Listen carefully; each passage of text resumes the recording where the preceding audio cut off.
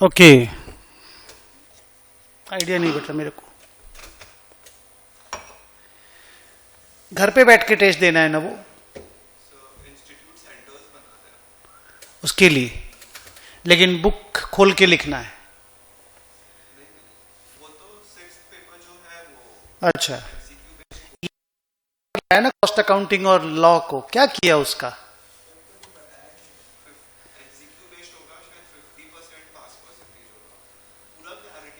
अच्छा, अभी तक पता नहीं चला ढंग से कि उसका क्या होगा, बट ये तो बोलता 6 पेपर कर दिया 3+3। लेकिन उसमें आप घर से बैठ के लिखिएगा तो उसमें मैंने पढ़ा है कि प्रॉक्टर उसमें आपको ये कंट्रोल करेगा। प्रॉक्टर वहां पे इंस्टीट्यूट का वो लोग कंट्रोल करेगा कि क्या कर रहा है। आने दो क्लैरिटी क्या होता है, जब तक कुछ नहीं आता तब तक बात करके फायदा नहीं है, नहीं क्या? अच्छा, उस तरह का कुछ होगा, ठीक, देखते हैं।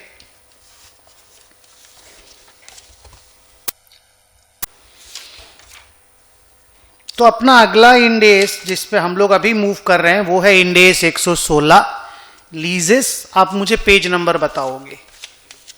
32। आइए ओपन करते हैं, पढ़ना स्टार्ट करते हैं।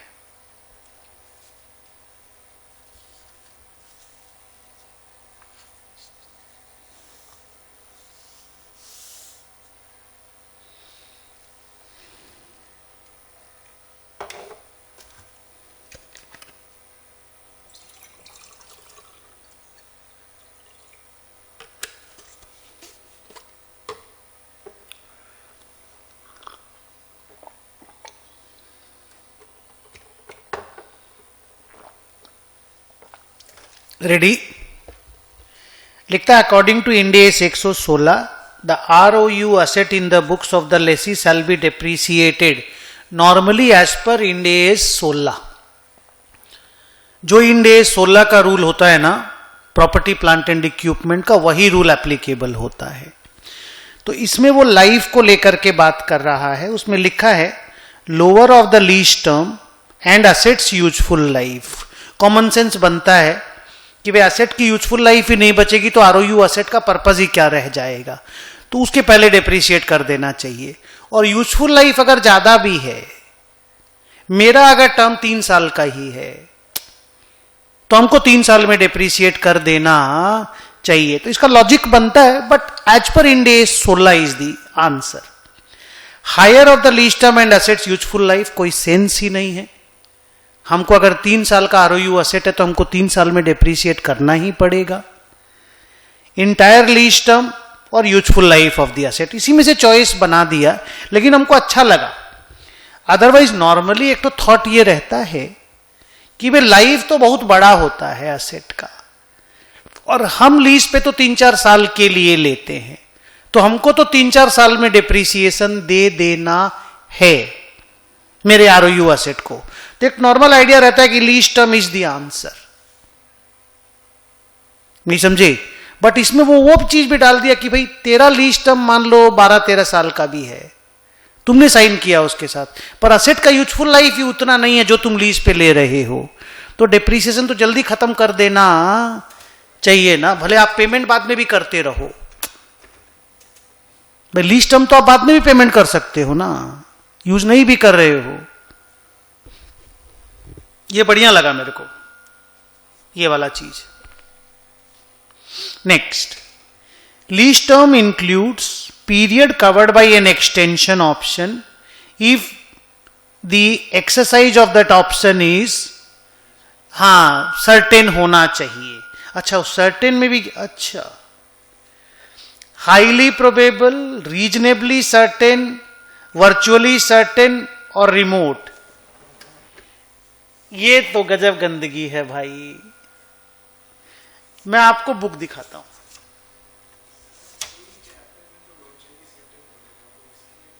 हाँ, वो डेफर टैक्स में नहीं। 1 मिनट मेरे को इसको देखने दो।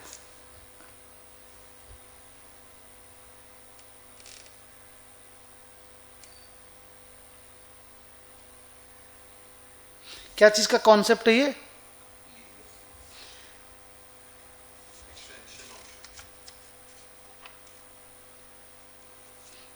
ठीक है, अगर रीजनेबल एक्सटेंशन है, मन रीजनेबली सर्टेन है, तो मान लेंगे ये लीज पीरियड के अंदर है, इट्स फाइन। मैं अभी इस पे डिस्कस नहीं कर रहा हूं, मेरे को बुक में दिख नहीं रहा है, नहीं तो मैं देखता। Number 3, the lease payment shall be discounted using, दो कॉन्सेप्ट चलता है। अगर लेसर का internal rate of return lessee को मालूम हो तो वो ले लेना चाहिए, नहीं मालूम चल रहा है तो अपना इंक्रीमेंटल बोरोइंग रेट लेके आगे बढ़ जाना चाहिए। क्वेश्चन क्या दिया है हम देखेंगे। Interest rate implicit in the lease और जनरल बोरोइंग रेट। अच्छा, इंक्रीमेंटल की जगह जनरल लिख करके कंफ्यूज करने का कोशिश कर रहा है। Weighted average cost of capital और interest rate implicit in the lease. अच्छा, दिया दोनों ही है, बार बार दो दो ठो दे रहा है, पर वर्ड जो है वो हम लोगों के वर्ड से मैच नहीं करा रहा है। Interest rate implicit in the lease और इंक्रीमेंटल बोरोइंग रेट, ये चॉइस क्लियर है, लेकिन ये ना पहला चॉइस होता है, ये नहीं होने से इस पे जाया जाता है। ओके, ये हुआ जैसे भाई लीज तो फिनांस ही है ना, आप एक असेट खरीद के ही तो ला रहे हो एक तरह से, फिर धीरे धीरे सामने वाले को पेमेंट करोगे। तो आप अगर नया फिनांस लेने जाओगे तो आपको किस रेट पे बैंक लेंडिंग कर देगा, आज अगर आप जाएंगे लोन लेने तो किस रेट पे आपको आपका बैंक फंडिंग कर देगा, उसी के हिसाब से आप पीवी निकाल लो। क्योंकि लेसी तो आपको ब्याज नहीं बताता ना, लेसर वो तो बोलता हमको 3 साल का ये रेंट दे दो, आपको अपना घर में आरओयू असेट लीज लायबिलिटी लिखना है ना, उसके लिए। आगे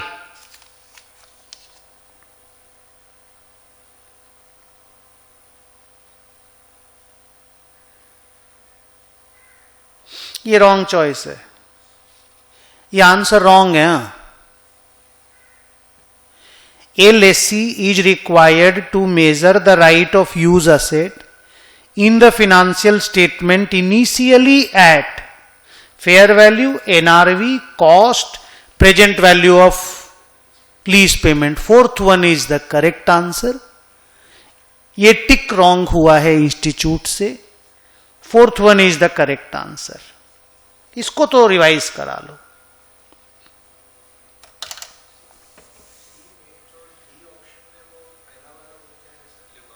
LIBOR, London interbank offered rate, ये शॉर्ट टर्म लेंडिंग जो होती है ना दुनिया में, जैसे इंडिया में मिबोर होता है, माइबोर, मुंबई इंटरबैंक ऑफर्ड रेट। इसमें होता क्या है कि जैसे 10-12 तो बैंक का ग्रुप है, ठीक है, उनके पास मान लो सरप्लस पैसा है, तो वो लोग ऑफर करता है कि मैं इस रेट पे 15 दिन का लेंडिंग करने के लिए रेडी हूं।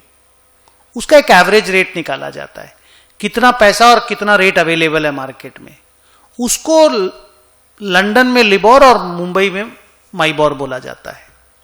तो बेंचमार्क के रूप में काम आता है। जैसे मान लो अभी आज के दिन का माइबोर चल रहा है मान लो 6% का, तो मैं तुमको अगर लेंडिंग करूंगा तो माइबोर +4, माइबोर +6, तो बेंचमार्क के रूप में लोग काम करते हैं, उसको यूज करते हैं।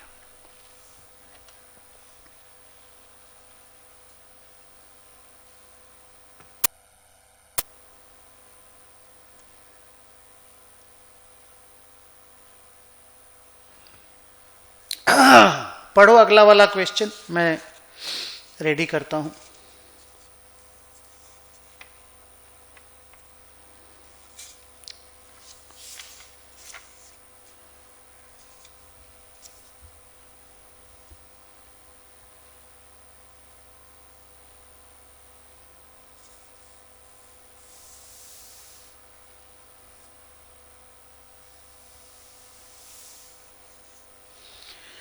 SA Limited has taken a building on lease from RA Limited for 10 years to operate a restaurant.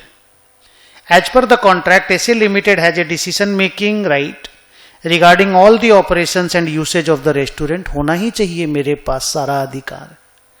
However, as per the contract, RA Limited has a right to restrict SA from selling any kind of non-veg item in the restaurant. The restriction will become exercisable only after 6 years, whether the contract contains a lease or not. ये बात हो रहा है कि एक तो protection होता है, राइट ऑफ प्रोटेक्शन. जैसे हम आपको गाड़ी देंगे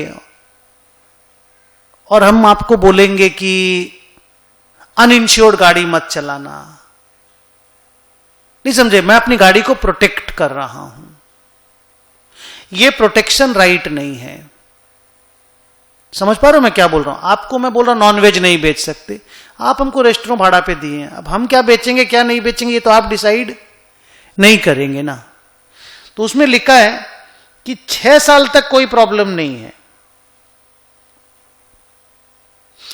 The restriction right of RA will become exercisable only after 6 years. Total 10 साल का लीज है. 7 से लेकर के 10 साल के बीच में वो एक्सरसाइज करेगा ये वाला राइट. तो अगला पूछ रहा है कि इसमें लीज है कि नहीं है. चॉइसेस देखते हैं कैसा चॉइस है, उसके बाद डिसाइड करते हैं. Contract contains a lease period of 10 years as the right is protective in nature. ये प्रोटेक्टिव राइट नहीं है.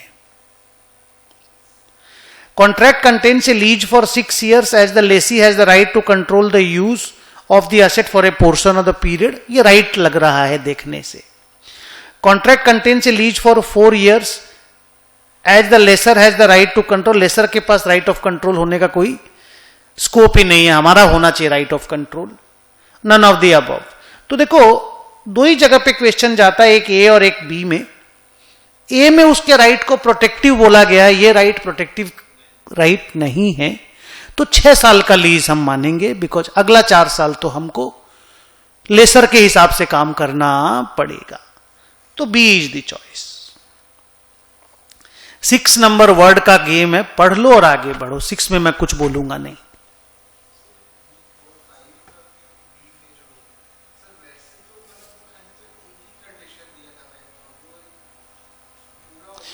वो एक कंडीशन थोड़ी है, बड़ा चीज है ना. हम जैसे चाहेंगे हमको वैसे यूज करने मिलना चाहिए ना. हम डैमेज नहीं करेंगे आपके लीज्ड एसेट को. आप ये बेच सकते हो, वो नहीं बेच सकते. हम डिसाइड करेंगे ना हमको क्या करना है. आप अगर रेस्टोरेंट हमको लीज पे दिए हो, so it should be my decisions ना. फिर वो कोई भी कॉन्ट्रैक्ट लीज को छोड़ करके और कोई तरह का कॉन्ट्रैक्ट रहेगा. 1 ईयर का पेमेंट 1 ईयर करके देंगे. आरओयू असेट लीज लाइबिलिटी बुक्स में नहीं लिखेंगे. शॉर्ट टर्म लीज की तरह अकाउंट फॉर हो जाए, कैसे भी हो जाए.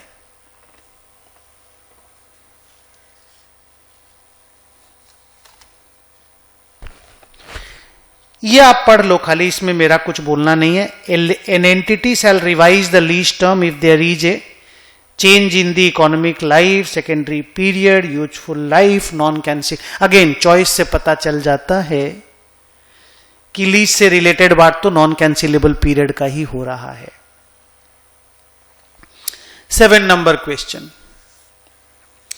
In case of a contract that contains a lease component and one or more non-leased components, lease or non-leased components, the lessee is required to allocate the contract consideration for each of the lease components on the basis of their relative standalone selling prices. Individual जो prices रहेगी ना सबकी, उसके base पे हम लोगों को divide करना पड़ेगा. तो वैल्यू इन यूज लिखा, स्टैंडअलोन प्राइस लिखा. अब बताओ मार्केट प्राइस क्या रॉन्ग है यहां पे? समझ पा रहे हो? स्टैंडअलोन सेलिंग प्राइस तो स्टैंडअलोन मार्केट प्राइस ही है ना. हाँ, तो ये ठीक नहीं है. ये चॉइस ढंग से आप चिंता मत करना, इस तरह के चॉइस बन के नहीं आएंगे एग्जाम में. ये उनका भी अभी ट्रायल एंड एरर है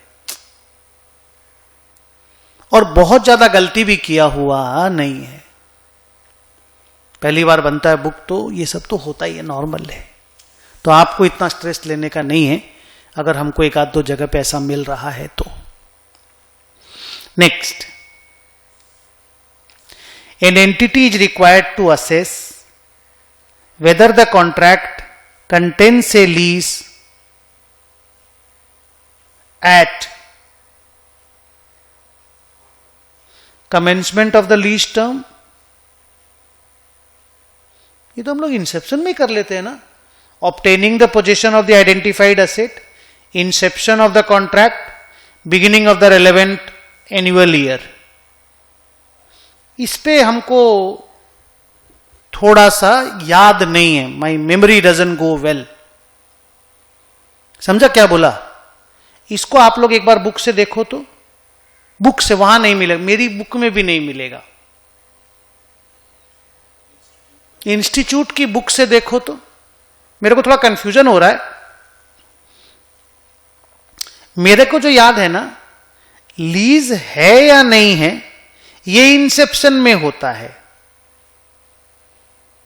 इंसेप्शन और कमेंसमेंट का मतलब क्या हुआ? इंसेप्शन का मतलब हुआ कि हां, जब कॉन्ट्रैक्ट साइन हो जाए या बातचीत कंप्लीट हो जाए, विच एवर इज अर्लियर. और कमेंसमेंट का मतलब हुआ जिस दिन आपको असेट हैंडओवर कर दिया कि अब आप इसको यूज करो. तो ये मेरे को मालूम है, आरओयू असेट और लीज लायबिलिटी लिखा जाएगा कमेंसमेंट डेट पे ही. पर लीज है या नहीं है, whether there is a lease और नॉट, ये मेरा मेमोरी जाता है कि इंसेप्शन में कर लिया जाता है. समझ रहे हो? तो एक बार मेरे को भी देखने दो.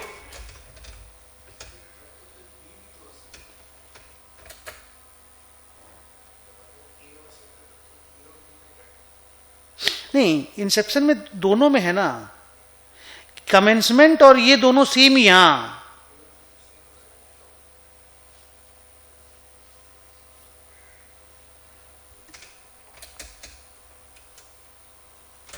इसको ढूंढो ना. आईसीएआई का मैट में कमेंसमेंट वर्सेस इंसेप्शन करके होगा. ये मेमोरी का है. और क्योंकि मैं इसको बहुत ज्यादा इज्जत नहीं देता इस पैराग्राफ को, तो मैं इस पे इतना फोकस भी नहीं करता. अब क्योंकि क्वेश्चन आ गया है, अनुपम एक बार मेरे को मोबाइल देना, तो बच्चे बेचारे ढूंढने में दिक्कत होगा, तो मैं तब तक तैयार कर लूं.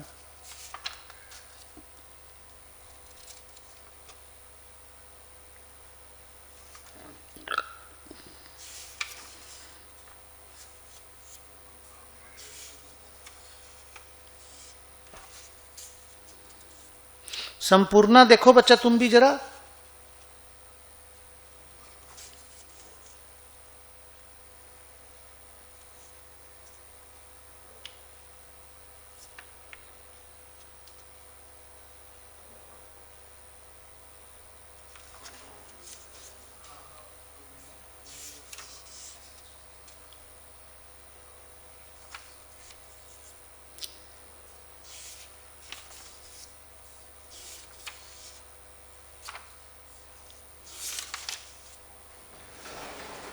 मोबाइल देना तो.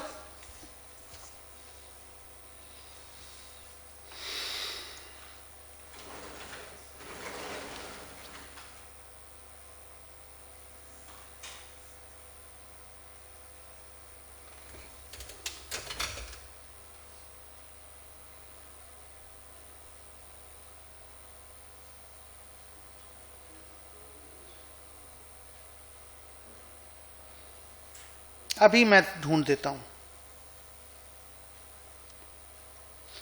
एक पूरा पैरा मिलेगा इंसेप्शन और कमेंसमेंट को लेकर के.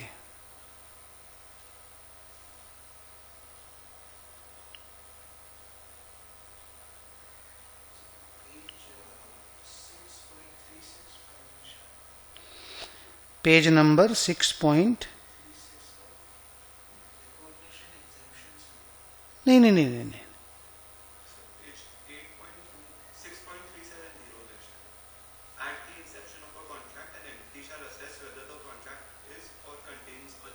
हाँ मेरे को वही याद था. कहां पे बता तो.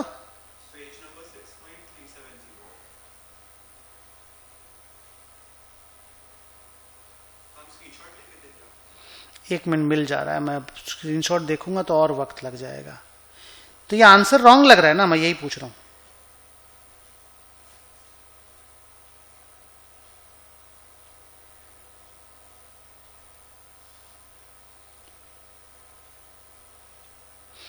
ये देखो, Ind AS 116 requires a customer or supplier to determine whether a contract contains a lease at the inception of the contract. The inception date is the earlier of the date of agreement या commitment by the parties. अच्छा, यहां देखना है, sorry, मुझे लगा खाली मुझे देखना। अरे यार, अब इसका ब्राइटनेस को कैसे ठीक करें, तो दिखेगा ही नहीं तुम लोग को।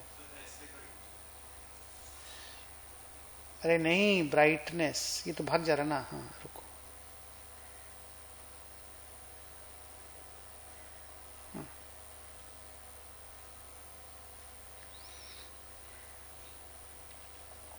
जो मैं बोल रहा था वही हुआ ना अल्टीमेटली। ये देखो, Ind AS 116 requires a customer to identify whether the contract contains a lease or not at the inception of the contract. Answer wrong हुआ ना अल्टीमेटली इंस्टीट्यूट का। और inception date is any date, lease agreement या फिर date of commitment. ये वही तो question है। An entity is required to assess whether the contract contains a lease और not on the inception date, not the commencement date. Commencement date का मतलब अब मेरे पास असेट आ गई, मैं यूज करूंगा। तो इसका आंसर चेंज करा दो। इसी में 2 एरर हो गया था ना, इसी में पहला भी एरर था ना। और एक एरर किस में था ना, पॉइंट नंबर 4 में भी एक एरर मिला और पॉइंट नंबर 8 में भी एक एरर मिला। इसमें इंसेप्शन होना चाहिए, क्योंकि ये मेरे को हल्का हल्का याद आ रहा था बैक पे कहीं पे, बट हम क्योंकि इस पैरा को इतना इज्जत नहीं देते।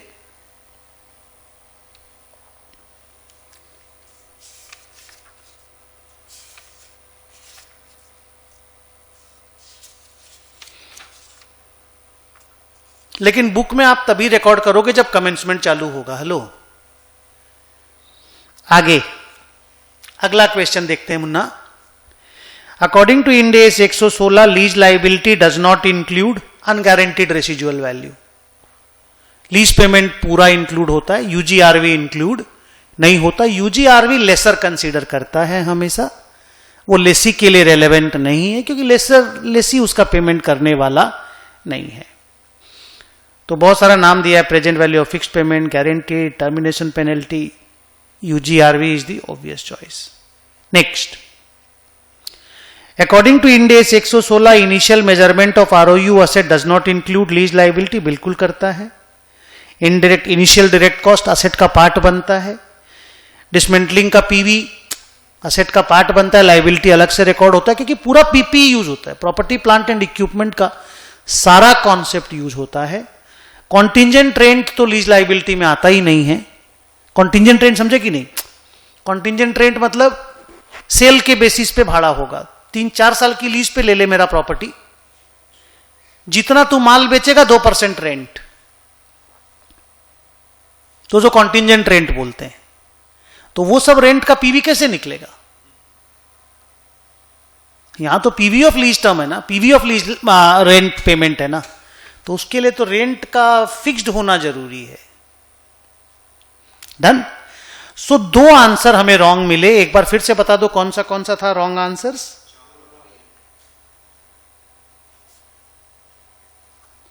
एक 4 और एक 8।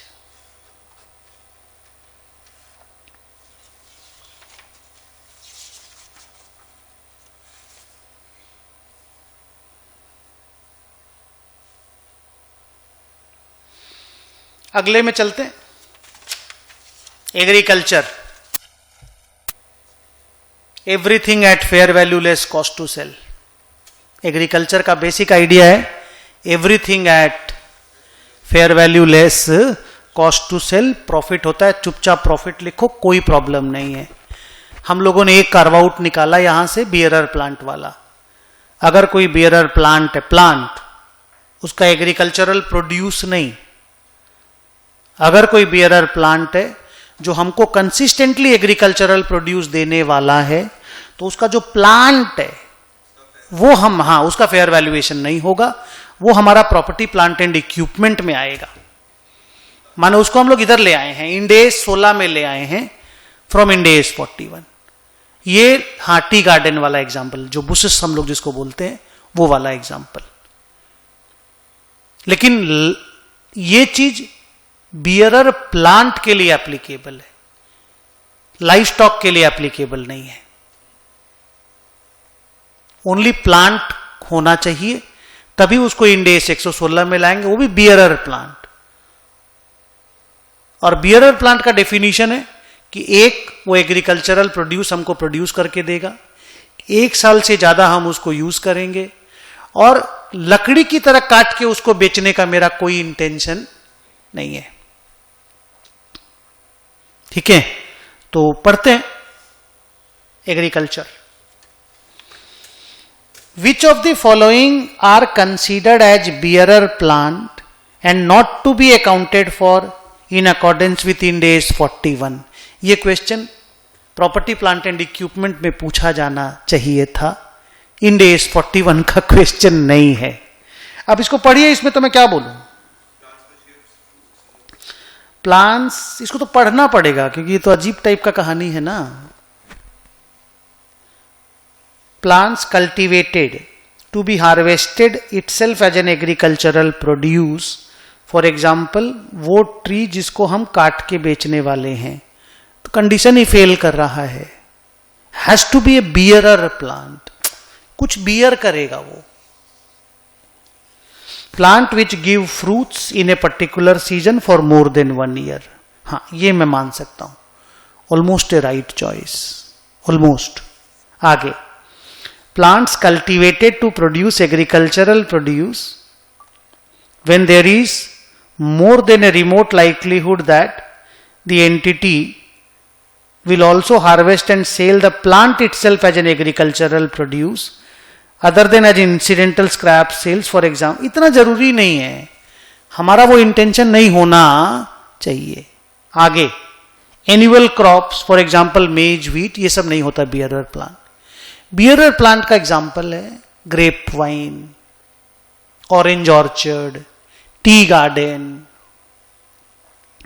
ये बियरर प्लांट का एग्जाम्पल है। तो ठीक है, इसमें बी का चॉइस को लेके आगे बढ़ते हैं।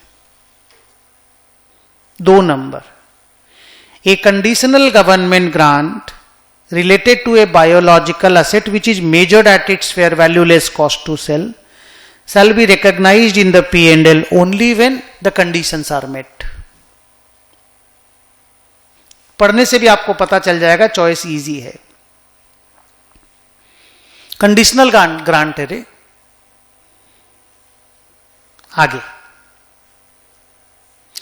which of the following is a criteria for recognizing an biological asset in the books as per Ind AS 41?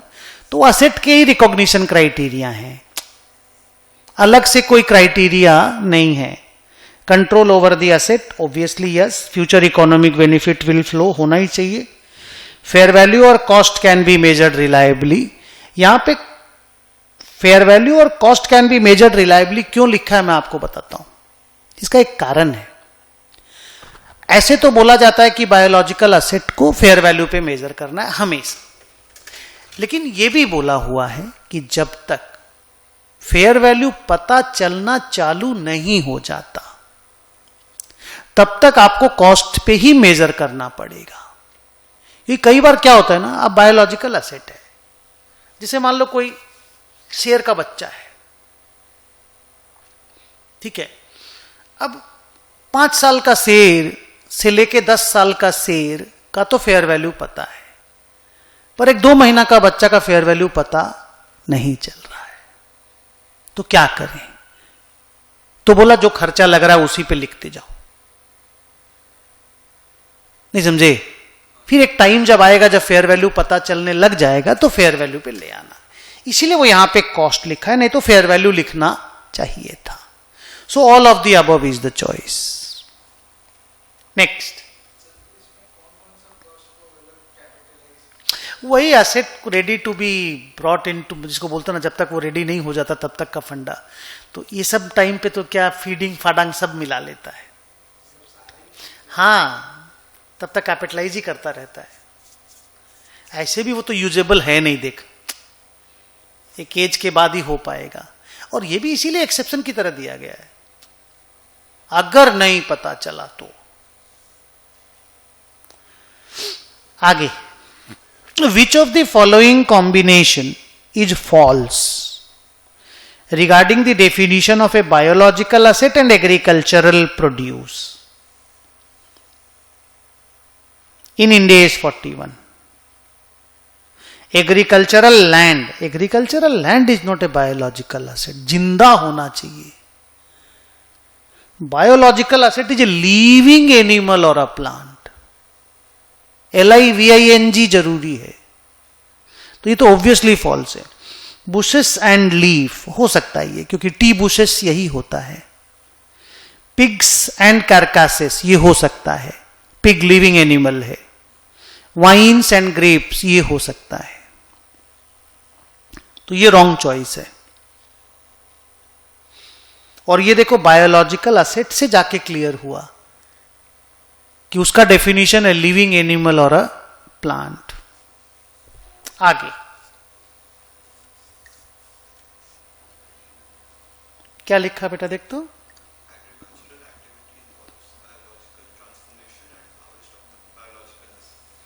हाँ ठीक है।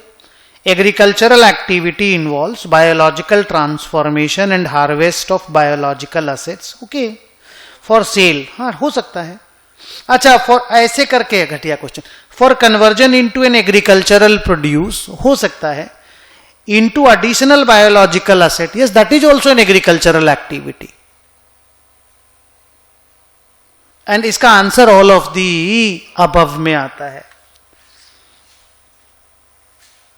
6 नंबर पढ़िए, प्रैक्टिकल है, इजी है, पढ़िए 6 नंबर को।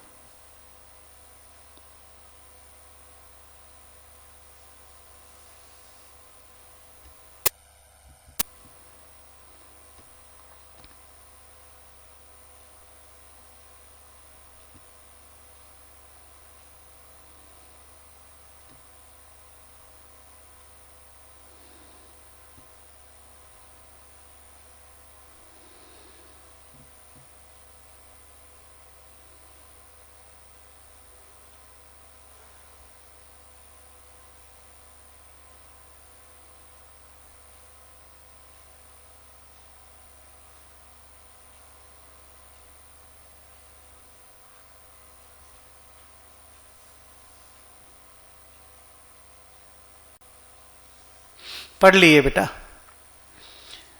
क्या हुआ है बोलो तो। एक वाइनयार्ड है, उसका वाइनयार्ड बोलते कि विनयार्ड बोलते रे, वाइनयार्ड ना,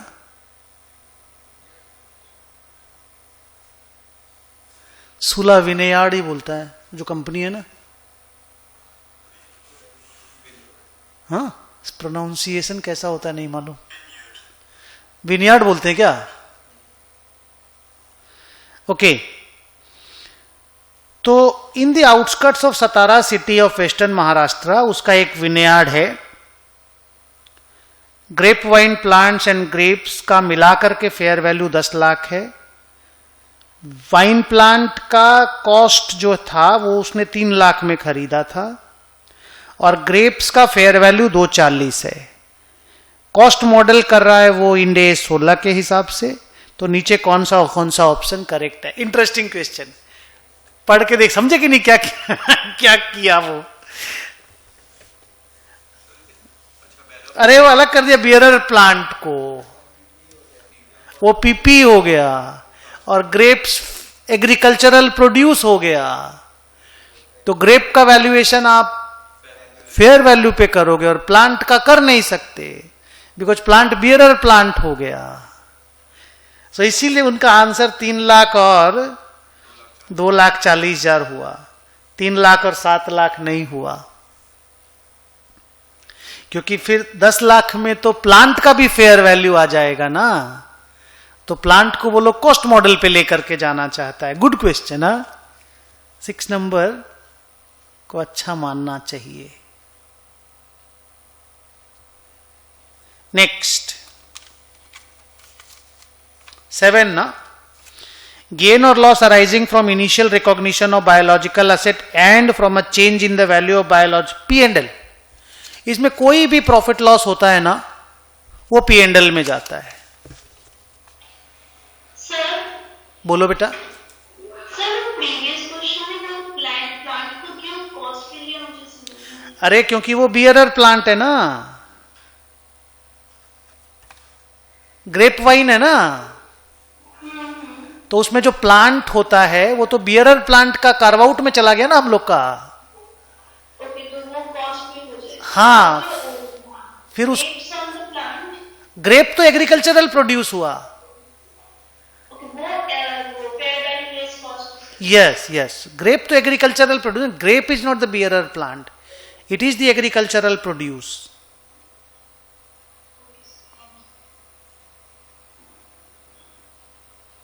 आइए नेक्स्ट क्वेश्चन देखते हैं। ये स्टेटमेंट ऑफ P&L में जाएगा, तो वहां साफ लिखा statement of P&L for the period in which it arises, तो मैं बाकी और पढ़ने का मूड नहीं है मेरा। चल सकते हैं ना आगे? आगे फेयर, ये भी इंटरेस्टिंग क्वेश्चन है, हम पढ़ाएं अलग से। Fair value less cost to sell at the point of harvest of agricultural produce becomes the dash at that date when we start applying Ind AS 2 और other Ind AS। जैसे मान लो orange का orchard है मेरा, oranges agricultural produce, हम orange को fair value less cost to sell पे measure करेंगे। हम ऑरेंज काट के जूस बनाते हैं मेरे ही ऑरेंजेस से, तो जब उसको मैं तोड़ लेता हूं तो मेरा रॉ मटेरियल बन गया। तो रॉ मटेरियल का कॉस्ट क्या लेंगे, माने रॉ मटेरियल को किस में मेजर करेंगे? उस दिन जो उसका fair value less cost to sell है ना, वो मेरी इन्वेंट्री का कॉस्ट बन जाता है। तो उसको थोड़ा ढंग से क्वेश्चन सजा नहीं पाया, और क्वेश्चन ऐसा कर दिया कि fair value less cost to sell at the point of harvest of the agricultural produce becomes the cost of inventory. तो वो इन्वेंट्री के लिए इंड एस 2 या अदर इंड एस लिखा है। आगे, Which of the following is not dealt with by Ind AS 41? Okay, पढ़ना पड़ेगा। बायोलॉजिकल असेट्स इसी में आता है, agricultural produce at the point of harvest यहीं पे आता है, government grant related to biological asset इसी में आता है, एग्रीकल्चरल प्रोड्यूस आफ्टर हार्वेस्टिंग, काटने के बाद वही जो इन्वेंट्री बन जाता है। Next, generally biological assets relating to agricultural activity should be measured at fair value less cost to sell। Story over. Agriculture भी आराम से कंप्लीट हुआ, इसमें हम लोगों को कोई एरर भी दिखाई नहीं दिया। लीज वाले में 2 एरर था। नेक्स्ट क्वेश्चन,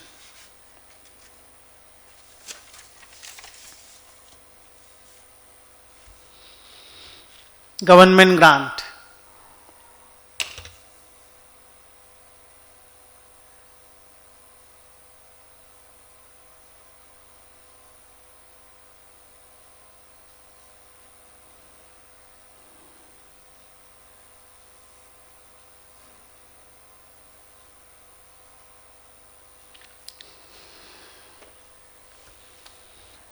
कैसा क्वेश्चन है रे? बेकार सा है ना, पहला वाला बेकार सा है ना, वही मेरे को देख के भी लगा, इस तरह का लिखावट देख के लग जाता है कि बेकार सा क्वेश्चन है। According to Ind AS 20, which of the following is included in the definition of government? Local, national, international सब आ जाता है।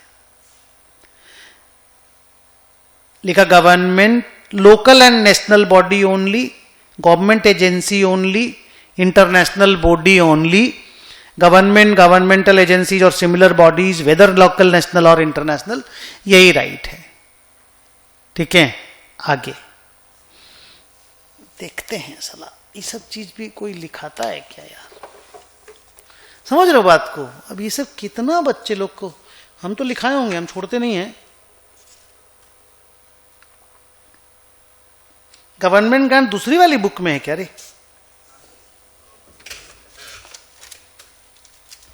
कम से कम आप ध्यान दे देना। हाँ, ये सब चीज भी अब एमसीक्यू के हिसाब से भी थोड़ा सा,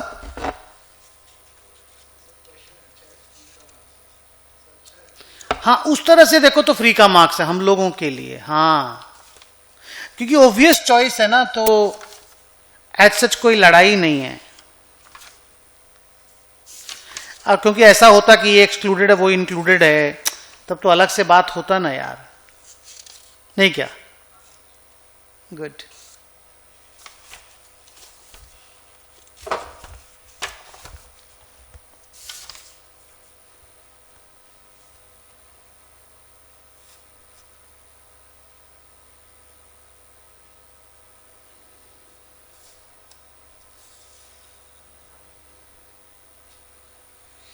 Next, how a government grant recognized in the P&L when it is set up as a deferred income। धीरे धीरे करके सुनो, वो असेट का डेप्रीसिएशन जैसे जैसे पीएल में जाएगा, डेफर्ड इनकम को भी उसी हिसाब से पीएल में भेजना पड़ेगा। या फिर अगर असेट से रिलेटेड नहीं है तो on a rational basis gradually it will go to P&L। अब ये कैसा क्वेश्चन बनाया है मैं देखना चाहता हूं। It is recognised as an income in the year of grant received. No, it is recognised in the P&L on a systematic basis over the useful life of an asset. मैं मानता हूं ये असेट सेंट्रिक क्वेश्चन बनाया है, but सारा deferred income asset centric नहीं भी हो सकता है। मान लो बिना असेट के लिए हमको कोई ग्रांट मिला, बोला ये लो 5 साल के लिए ग्रांट करो, ले लो 5 साल तक गरीब बच्चा का इलाज कराओ, तो हम 5 साल धीरे धीरे करके P&L में डालेंगे। उसमें भी 5 साल में मेरे को लग रहा है कि फर्स्ट 2 साल में खर्चा कम होगा, आखिरी 3 साल में खर्चा ज्यादा होगा, तो सिस्टमैटिक बेसिस होगा कम कम कम कम बेसी बेसी बेसी वाला रेशियो। तो वो सिस्टमैटिक बेसिस मेरे को डिसाइड करना पड़ता है। Next, it is recognized as a reduction in the depreciation expense over the life of the asset। No, it is recognized as a separate line item in OCI। No, choice पहला वाला clear हो गया था। ये देखो घटिया question, देख तो ले एक बार। मेरे को गाली देने का नहीं, हम तो बुक से लाए हैं। देखेगा क्या क्वेश्चन है। In which Ind AS provides guidance on government grant? 115, 20, 38 और 16। आगे चले, एक और करके फिर छोड़ते हैं। According to Ind AS 20, when should the grant be recognized? जब हमको इस बात का रीजनेबल भरोसा हो जाए कि हम ग्रांट रिलेटेड कंडीशन फुलफिल कर लेंगे और हमें ग्रांट मिल जाएगा, तब ग्रांट को रिकॉग्नाइज बुक्स में करना चाहिए। तब तक वेटिंग गेम खेलना चाहिए। चॉइस को खोजो। As soon as the grant is offered, no, फिर तो दुनिया में सभी लोग ग्रांट बुक्स में लिख लेंगे। When the entity fulfils the grant, मैं मान सकता हूं ये, बट फुलफिल होने का मतलब हो गया कि कुछ कंप्लीट करने के बाद ही, ऐसा भी नहीं है। When there is a reasonable assurance that the entity will comply with the conditions and receive the grant। ये पूरा वर्ड कॉपी कर दिया, ऑब्वियस चॉइस है। आगे, आफ्टर द एंटिटी रिसीव्स, वो तो कैश बेसिस हो गया।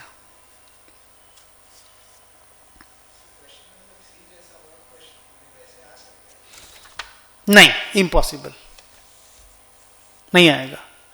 मतलब लगता नहीं है, बाकी तो मान लो 10 क्वेश्चन बन गया, 11वां नहीं बना पा रहा है टीचर, बोला डाल दे एक बार, क्या आ जाता है।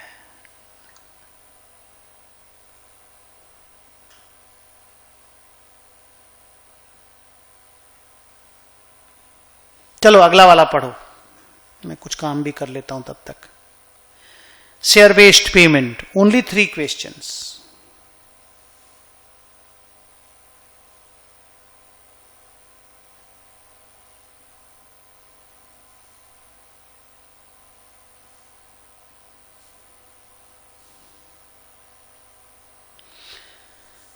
एक बार आप लोग पढ़ो फिर मैं पढ़ता हूं, थोड़ा सा एक छोटा सा खाली काम कर रहा हूं।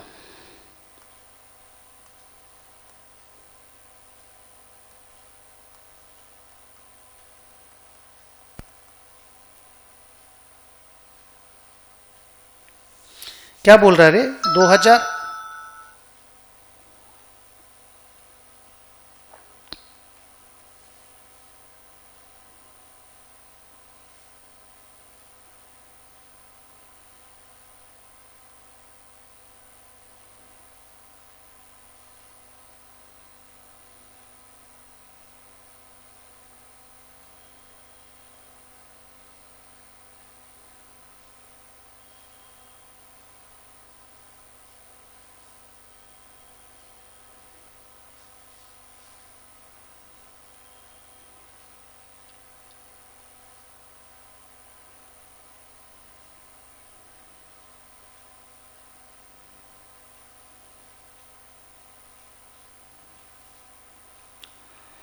एक सेकेंड ना।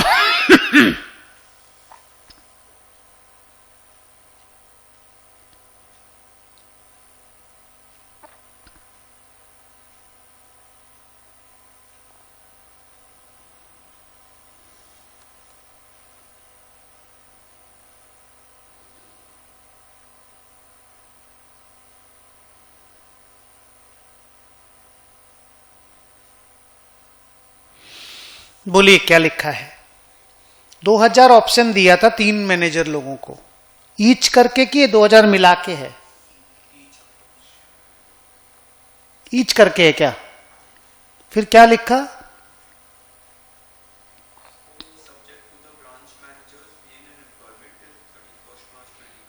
अच्छा ठीक है, तो 3 साल का वेस्टिंग पीरियड हो गया। और बोलो मार्केट प्राइस को 14 रुपया पहुंचना पड़ेगा, तो मार्केट कंडीशन भी आ गया इसमें। मार्केट कंडीशन को बार बार एवरी ईयर चेक नहीं करना पड़ता, क्योंकि शेयर मार्केट का प्राइस तो एब्रप्टली फॉल करता है, बढ़ता है, तो एवरी ईयर एंड उसका रिव्यू नहीं होता। पहला दिन खाली फेयर वैल्यू निकालने के काम आता है, फिर उसको चेक भी नहीं किया जाता। नहीं समझे?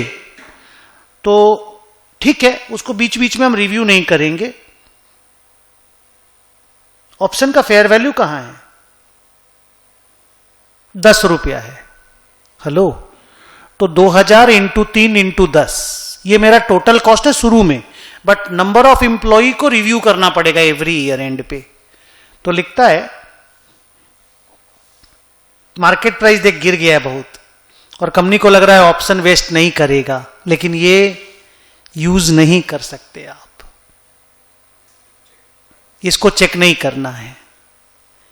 फिर आगे लिखता है सिर्फ 2 ही मैनेजर लास्ट में रहेंगे हमारे यहां।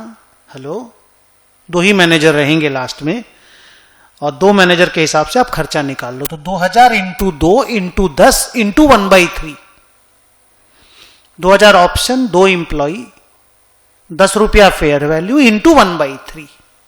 देख ले कितना आ रहा है।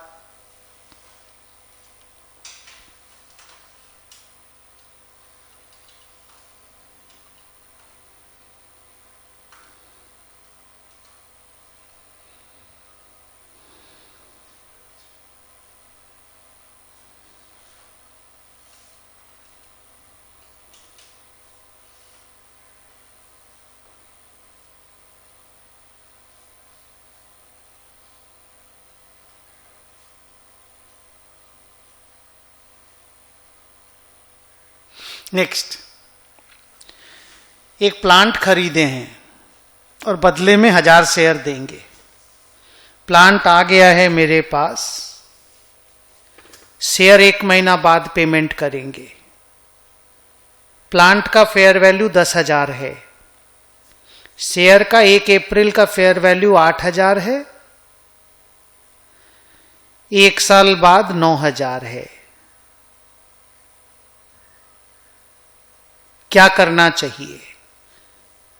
बोला remeasure the equity to 9,000। Equity का कभी भी बार बार फेयर वैल्यूएशन नहीं होता, एक बार जो लिख दिए वो लिख दिए। इसमें कहानी है, जो हम असेट खरीद रहे हैं अगर उसका फेयर वैल्यूएशन अच्छे से पता चल जाता है, जो कि चल जाएगा, इंस्टीट्यूट ये बोलता है कि हम लोग ये मानते हैं कि हम जो खरीद के ला रहे हैं उसका फेयर वैल्यू, वो तो बेच रहा है ना सामने वाला आदमी, तो हम लोग आराम से निकाल पाएंगे। तो लिखता है कि प्लांट को 8,000 में लिखेंगे, नो, प्लांट को 10,000 में लिखेंगे, इक्विटी 10,000 में लिखाएगा। नहीं समझे? प्लांट के हिसाब से इक्विटी का वैल्यूएशन होगा, इक्विटी के हिसाब से प्लांट का वैल्यूएशन नहीं होगा। आगे कौन सा राइट हुआ? मेक नो एंट्री, फालतू बात। हाँ, initially recognise the plant and equity, yes, दोनों देखो, दोनों 10,000 में लिखेंगे। क्लियर है? आगे in respect of entity which is a first time adopter of Ind AS 102, Ind AS 102 would not necessarily be required to be applied to which of the following equity instruments? ये Ind AS 101 में आप पढ़ोगे, first time adoption में। उसमें लिखा हुआ है कि आज अगर हम इंड एस 101 अप्लाई करने जा रहे हैं तो वेस्टेड ऑप्शंस को पुराना वैल्यू से कंटिन्यू कर दिया जाता है। वेस्टेड ऑप्शन को रीस्टेट करने की जरूरत या रीमेजर करने की जरूरत नहीं है। तो इंड एस 101 वेस्टेड ऑप्शंस के लिए लिखेगा, बट वेस्टेड माने जो ऑलरेडी वेस्ट हो चुका है। तो equity instrument that vested before the date of transition, yes. Equity instrument that vested after the date of transition, no. उनका रेगुलर 102 का अकाउंटिंग करना पड़ेगा। Equity instrument that vested on the date, फालतू बात। All equity instrument whether vested on, after, before, जबरदस्ती बनाया गया है, बिफोर और आफ्टर दो ही चॉइस होना चाहिए। जो पुराना वेस्टेड ऑप्शंस है ना, उसको रीस्टेट करने की जरूरत नहीं है। ये 101 का रिक्वायरमेंट है। क्लोज। चलो आज इतना ही करते हैं, बाकी कल कर लेंगे।